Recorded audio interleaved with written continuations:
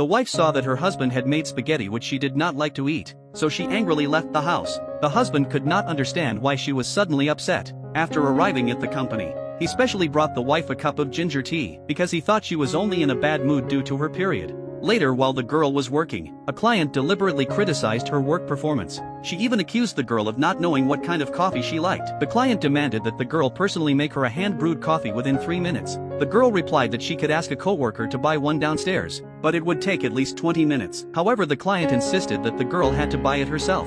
Everyone in the office knew that the client was deliberately making things difficult for the girl, but the girl still refused her directly. She explained that she was the boss secretary. Without the boss' permission, she could not leave her post during work hours. The client then began insulting the girl's appearance in front of everyone. She even said that the boss was already married and accused the girl of trying to get close to him on purpose. The girl calmly replied that she had always respected the client's abilities, but she also reminded the client not to judge others with prejudice. After hearing that, the client became furious and threw a cup of coffee onto the girl. Just then the boss suddenly arrived at the company. When he saw what had happened, he immediately took off his jacket and placed it over his wife. Then he angrily scolded the woman for daring to bully one of his people. Right after that, he asked his assistant to bring another cup of coffee and told his wife to throw it back at the woman. The woman questioned the boss, asking if he was really going to lose an important business partner over a secretary. The boss did not answer. He simply placed the cup of coffee into his wife's hands. But in the end, the wife chose not to take revenge that way because she did not want the company to lose an important client because of her.